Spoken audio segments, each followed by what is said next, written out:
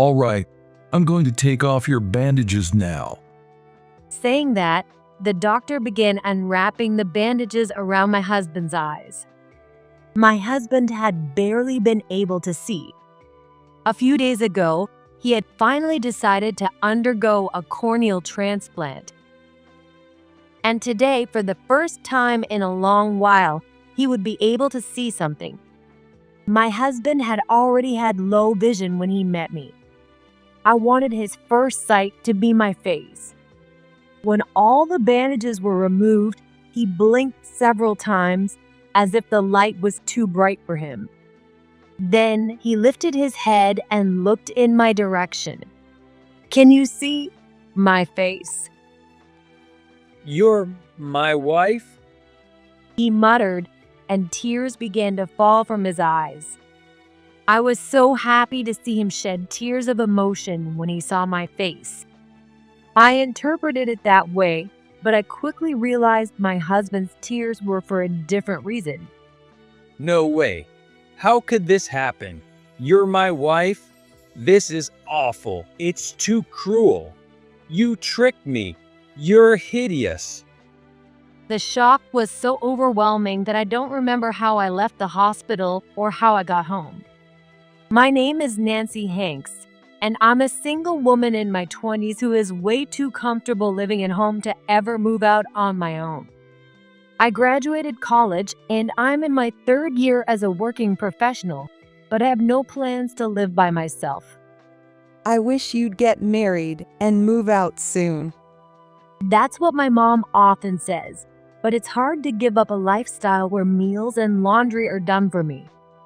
Living at my parents' home helps me save money for the future since I don't have any big expenses, and I don't have any friends or a boyfriend to invite over anyway. From my point of view, there's no reason to leave. I'm the typical person who hasn't become independent from their parents, just like anyone else. But little by little, my life started to change. One day, I was waiting for the train to head to work at the station platform. It was a normal weekday, nothing different from usual, standing in line with the same people at the same train door. But that day, I saw something unusual. There was a man in a suit on all fours, searching for something. At first, I thought he must have dropped his contact lens. You see that sometimes. Maybe he overslept and was rushing to work. But even so, something about his movement seemed off. He was carefully feeling the ground and the walls, moving slowly and stretching out his hand as far as he could, trying to find something. His suit's knees and hems were stained white from crawling around like that. Would anyone go to such lengths just for a contact lens? It was almost as if he couldn't see anything. That thought made me scan the area around him quickly, and I soon found what I had expected. The white cane the man was looking for. I picked it up, feeling frustrated.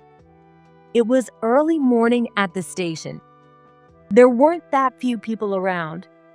Yet, despite the fact that someone was clearly struggling, no one bothered to say a word. Since when did people become such cold-hearted beings? While I fumed at the world and at myself, I made my way to the man searching for his cane. "Excuse me." I spoke to him in a low voice, trying not to startle him. But even then, it seemed I wasn't careful enough, as he flinched and raised his voice. Yes. His response was louder than I had anticipated, which startled me as well. In a slight panic, I hurriedly tried to explain the situation. "I just found this. No, I mean, your cane," I said, holding out the cane. The man hesitantly reached out toward me, so I moved the handle closer to him. When he finally grasped it, his face lit up. Thank you so much. I was really in a blind. It's dangerous to move too much in a station like this, but without my cane, it's hard to get around. As I watched him thank me with a smile, I thought, wow, he's really good looking. I hadn't noticed before since he had been looking down, but he had a remarkably handsome face. Even though he couldn't see, I bet he was quite popular, I mused, when suddenly his voice broke my thoughts. Are you okay? It seemed I had been so caught up in analyzing him that I missed part of what he was saying. Oh, I'm sorry. I was just thinking about something. So, where are you headed after this? Before I realized it, I had asked him that question. I didn't know where he was headed, but if it was somewhere nearby, I thought I'd go with him. He might drop his cane again, or maybe he wouldn't make it to his destination safely. The man seemed a little surprised at first, but then he started talking, as if understanding the context. Actually, I was trying to get to work, but the train was so crowded that I missed my stop. I got off at the next station, but in my rush, I dropped my cane, and well, here I am. As I listened to him explain, I realized his office was on my way to work. In that case, let me walk you to your office. It seems to be on my way. At first, he hesitated, but it seemed he wasn't confident he could make it to the office on his own, so he eventually accepted my offer. On the way to his company, I learned a little more about him. His name was Dave, and he had just started working at his company a few days ago. Apparently, he had trouble finding a job because of his poor eyesight. I see, unlike me who grew up comfortably, he's probably been through a lot of challenges. Not that I can fully understand, but I could imagine some of it. If I was able to help someone like Dave, maybe I'm not so bad after all. I thought about that as we got close to his office. Thank you so much for today. Because of you, I might actually make it to work on time. Will you be okay getting to your company, Nancy? When he asked, I replied, I'll be fine. To be honest, I was probably going to be about 10 minutes late, but I wasn't foolish enough to admit that. Well then, good luck with your work. Just as I was about to leave, he called out. Wait, Dave raised his voice again, probably not knowing how far away I had gotten. I was a little self-conscious about people staring, but I couldn't just walk away, so I turned back. well, if it's not too much trouble, could we exchange contact information? You really helped me today, and I'd like to thank you properly sometime. I didn't think I had done anything significant. In fact, if I said it out loud, it might sound conceited, but helping him gave me a sense of self-worth and satisfaction. So, I didn't feel I needed to be thanked for it. But in moments like this, I can never refuse. I always worry that refusing will hurt the other person's feelings, or that they might think, does she think I'm hitting on her? How full of herself is she? I overthink things. And so, I ended up exchanging our contact information. Sure, that's fine. Looking back, it wasn't the wrong decision. Later, Dave and I met for coffee. During that time, he gave me some fancy sweets as a thank you gift. So, I felt like I had to return the favor, and we met for coffee again. As we continued meeting like this, we grew closer. Through our conversations, I learned that Dave had developed his vision problems later in life, and he was now waiting for his turn to have surgery. I could see fine until I was a freshman in high school, but then my eyesight just started getting worse. Now I can only make out faint light. Well, they say I'll be able to see again after surgery, so I'm not too down about it. Dave said with a forced smile. I'm sure he meant what he said, but I could still sense a certain sadness. To lose your sight, to not be able to do things that were once easy, The stress and fear must be unimaginable. However, seeing Dave face these challenges daily and never give up easily made me admire and respect him, and even start to develop feelings for him. Before I knew it, I had a growing desire to support him. Some might criticize it as cheap sympathy or the arrogance of being able-bodied. But wanting to help someone who is doing their best to live isn't a bad thing, is it? And it turns out I wasn't the only one developing feelings. One day, after seeing Dave a few more times, he confessed his feelings to me.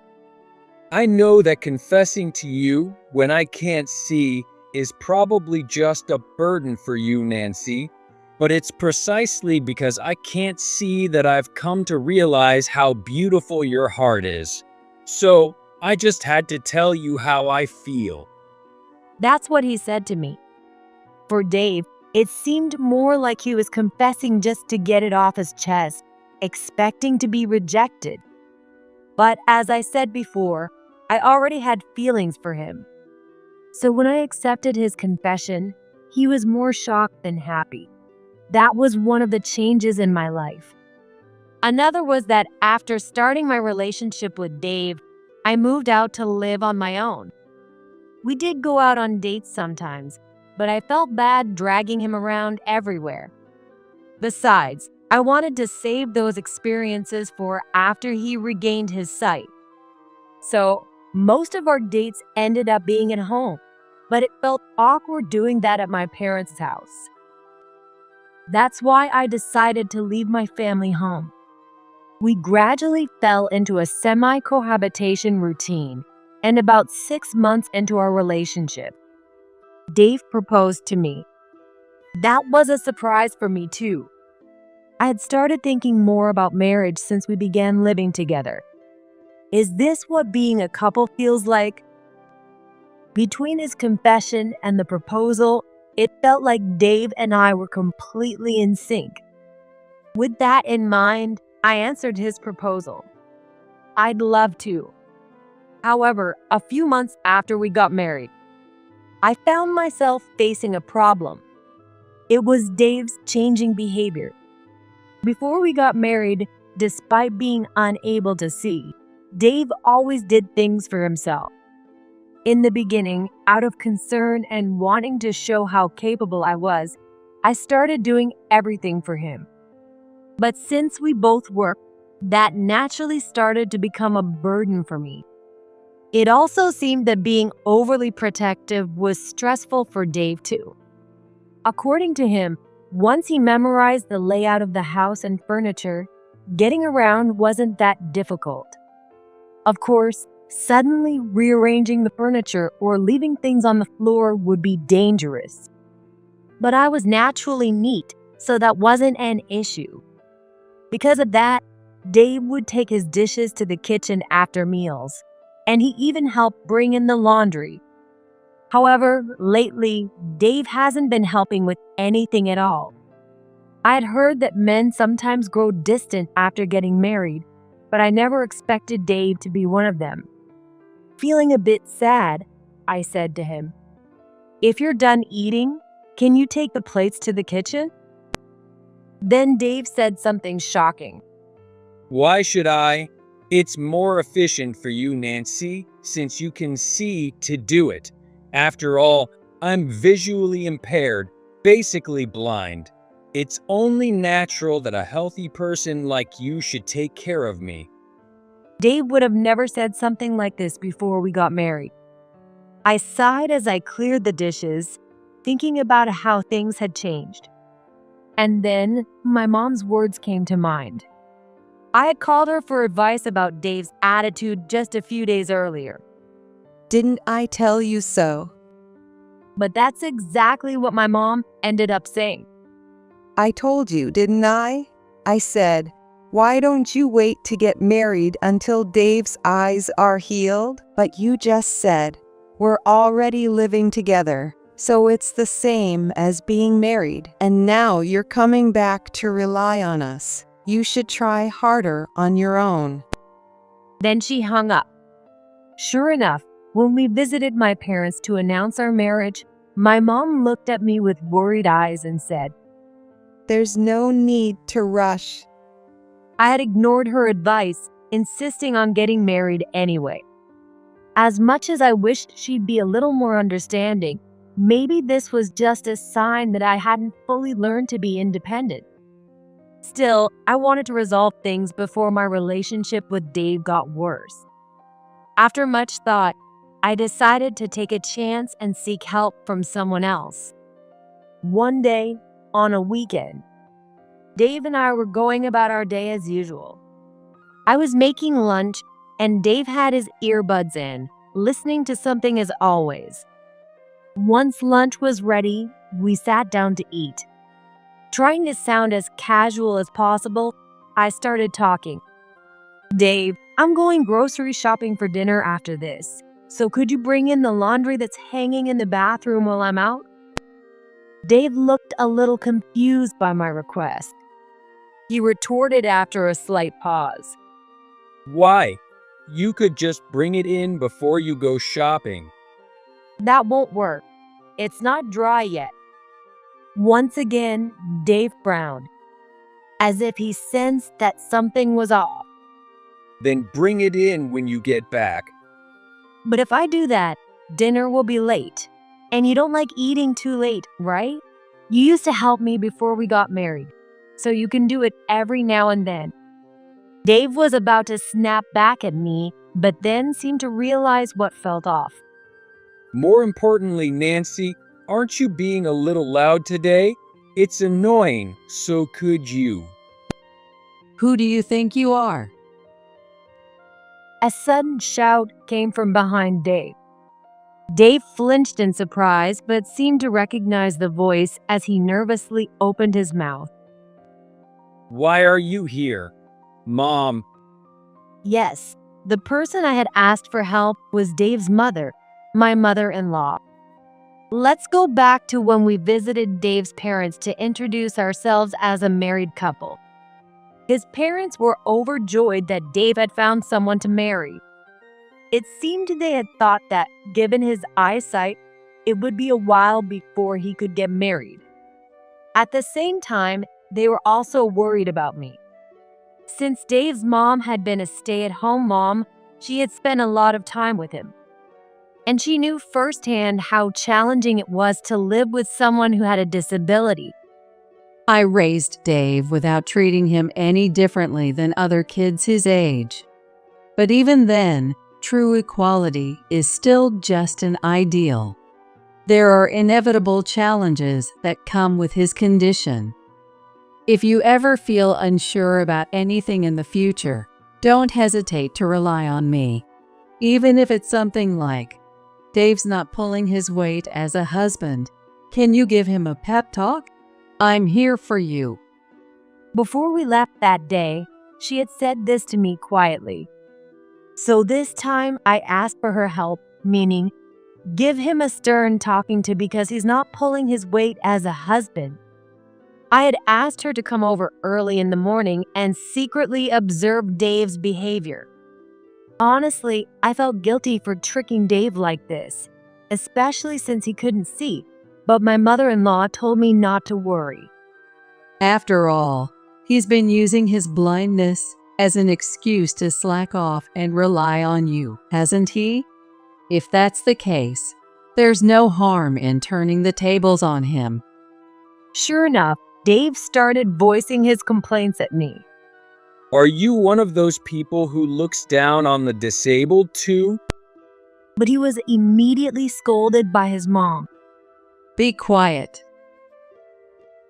You always say you want to be treated equally when it's convenient, but the moment things get tough, you hide behind your disability. You've had that bad habit for years. What are you going to do if Nancy gets fed up with you and leaves? I hate to say this, but realistically, there aren't many people willing to marry someone with a disability. And it's hard to find a woman as kind and patient as Nancy. As Dave received a lecture from his mom, he started to reflect and eventually apologized to me. I'm sorry. I was taking advantage of your kindness. I'll change, I promise. Please forgive me. Dave was deeply embarrassed.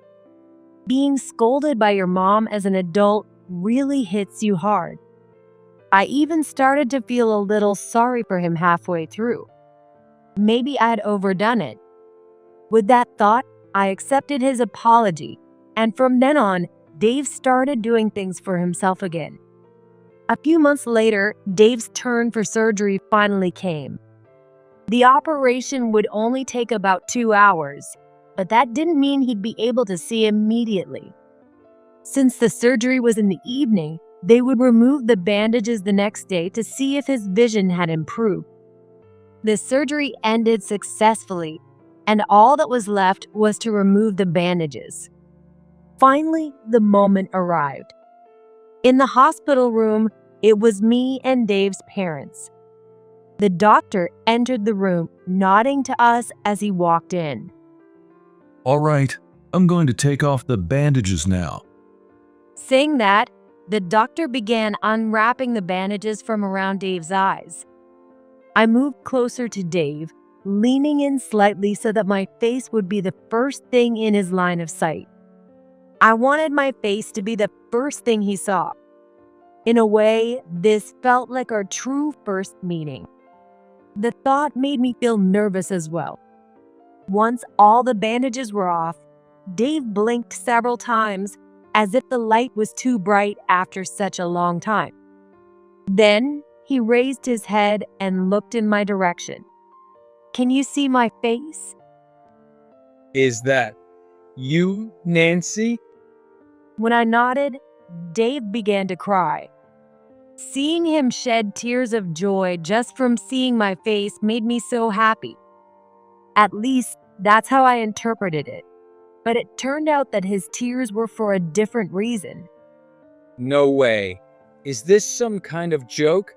You're my wife? This is awful. How could you trick me like this? You're so freaking ugly. I don't remember much after that.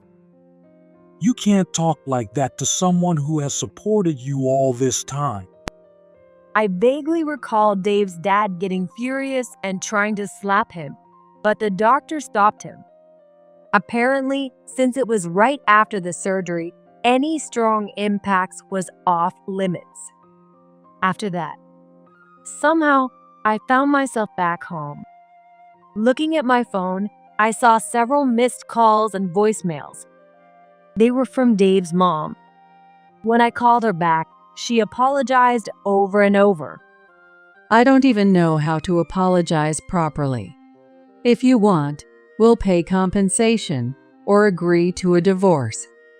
But at that moment, even I didn't know what I wanted to do. So for now, I replied to my mother-in-law with this. "It's okay. I've been used to being called ugly since I was a kid." With that, I hung up the phone. I'd been self-conscious about my looks ever since I was a child. Back in elementary school, I was constantly teased and called ugly. As I grew older, everyone matured and stopped calling me ugly to my face, but I knew they were saying things behind my back. They still thought I was ugly. They just didn't say it out loud anymore. To survive in such a cruel environment, I developed ways to cope. I would laugh off comments about my appearance to lighten the mood, or I'd take on tasks no one else wanted to do, becoming the helpful person, or rather the convenient one. Have you ever noticed? A beautiful person doesn't have to do anything to be liked, but an ugly person has to constantly try, or they'll be hated immediately. I had forgotten all about those painful memories, buried by Dave's kindness while he was blind. What should I do from here? Yes, Dave said some terrible things to me. But considering that he had just regained his vision and everything he had done for me up until now, maybe I could forgive him? At least, it didn't seem like something worth rushing into a divorce over. Or maybe I was just trying to convince myself of that. Either way, I decided to continue my marriage with Dave. After all, they say you get tired of a beautiful woman in 3 days, but you get used to an ugly one in 3 days, right? I soon realized how naive that thinking was. For a while after Dave was discharged, our married life was stable. He apologized for his harsh words at the hospital, but it seemed he still thought of me as ugly. If I needed proof, it was the fact that ever since he returned to work, he had been coming home later and later. Almost every night, he'd come back smelling of women's perfume and alcohol. At first, I thought he was just blowing off some steam now that he could see again. But after months of this, I couldn't ignore it anymore. In fact, I was almost certain he was cheating. Even though I didn't want to, I happened to see some sweet messages from women pop up on his phone. And once, I even found a hotel receipt in his suit pocket. But I couldn't confront him strongly. Because, unlike before the surgery, Dave no longer had any real reason to need me. With good looks and perfect vision, he could easily find another woman if we divorced. Meanwhile, I was still just the same unattractive, dull woman. If I let Dave go, there was no chance anyone else would marry me. I knew my thoughts were pathetically self-deprecating, but this was the reality. Are you serious? You're just playing the tragic heroine to make yourself feel better. That comment hit me like a ton of bricks. Maybe because it was spot on. That day, I had been venting to my coworkers about my marriage during lunch. Then one of younger colleagues, Maria, said this to me. I can't stand it. Nancy, you're letting yourself be deceived by a man just because you think you're ugly. The other coworkers tried to stop her, saying, "That's enough." But Maria kept going. Nancy, you're just making excuses. Look, there are only a handful of truly beautiful women in this world. Strip off all their makeup, and most of them are ugly underneath. But despite that, they work on themselves with fashion, makeup, and sometimes even improving their minds and personalities. They put in the effort to better themselves. Have you been doing that, Nancy? If you know you're not attractive and see it as a flaw, then at least try to overcome it. Don't just sit there complaining when you haven't even tried. I couldn't help but listen to Maria. I had always thought she was a cold, distant type, and we had hardly spoken before. However, the truth is, she's a hardworking and passionate girl. Do you think I can do it? Can I become a strong woman like Maria?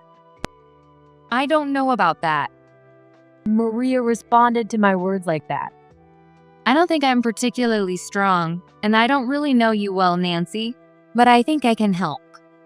Then Maria took a step closer to me and said, Let's show your husband what he's missing. One night, after work, Maria and I found ourselves at a bar. It was a stylish place, but the lighting was so dim that I felt a bit uneasy, especially since it was my first time in a place like that. Relax. Maria seemed to notice and told me to calm down. As I glanced around at the other customers, Maria made eye contact with a man. A moment later, he walked over and asked, Wanna have a drink with me? My heart started pounding. Not because a man approached me, but because I was nervous. After all, the man was none other than Dave. After getting a lecture from Maria, I spent the next few days learning how to do makeup from her. I had worn makeup before, but only the bare minimum, just enough to be polite. I can't find the right word to describe Maria's makeup, but the best one that comes to mind is reconstruction. I'd never used colored contacts before, and since the goal was to trick Dave, I even wore a wig. Just changing the size of my eyes and hiding my face with my hair gave me a completely different look. Maria also picked out my outfit, something I'd never normally wear. The last time I showed this much leg was probably back in elementary school sports class. And so, transformed into someone else, Maria and I followed Dave after work. Once Dave started drinking with us, the dim lighting seemed to help him not recognize me. You must be quite the ladies' man, right? Maria, while chatting with Dave, started asking him all sorts of questions. Are you married? How many women have you been with? How's your nightlife been lately? Those kinds of questions. Thanks to Maria acting like she was interested, Dave answered everything. Married? Yeah, I am. That makes it even better, doesn't it? What? You don't like married guys? How many women? I've lost count. I hooked up with most of the girls in my high school sports team. Even recently, I've been with about 30 or so, maybe more. Sometimes I'm with multiple girls in one night. Tonight, I'm already adding 2 more. And as for my wife, I sleep around with lots of women, but I can't do it with her. I mean, she's so ugly. Just looking at her face kills the mood. Even taking some energy boost wouldn't help.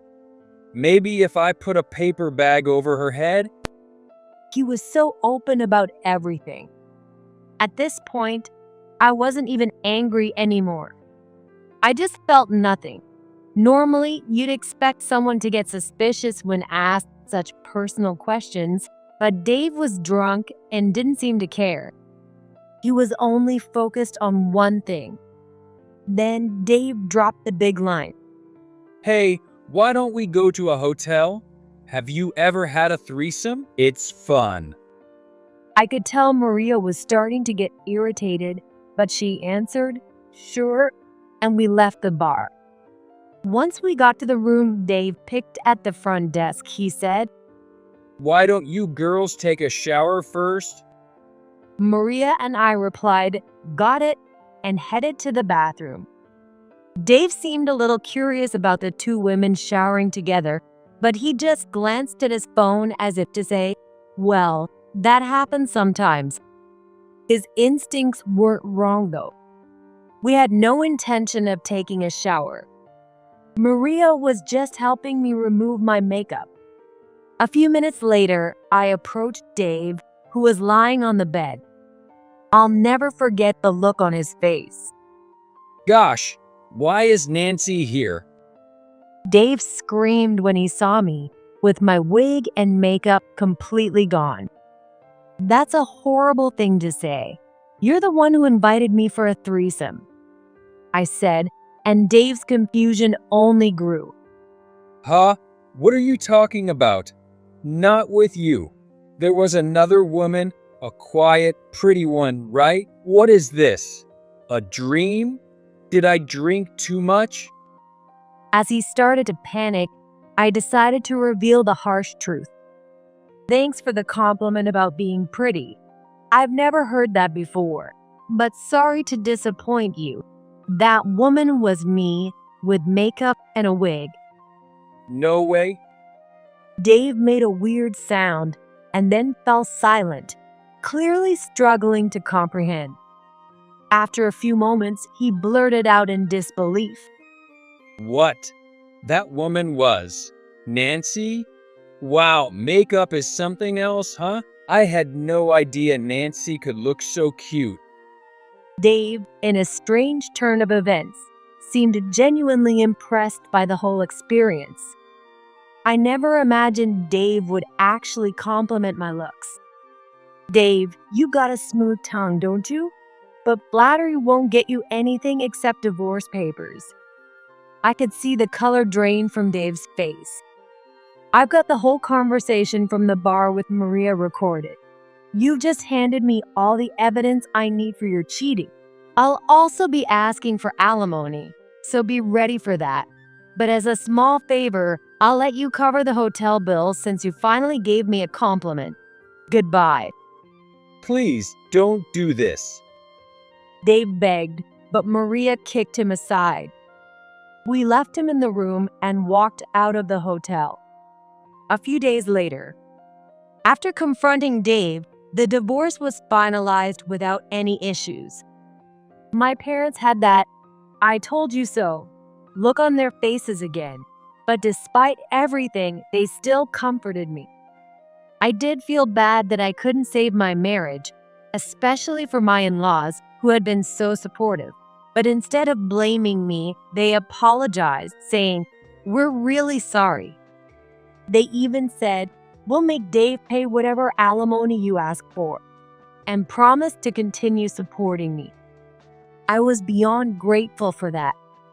As for Dave, realizing even his parents had given up on him, he looked completely crushed, but honestly, he brought it on himself. Apparently, he even lost his job.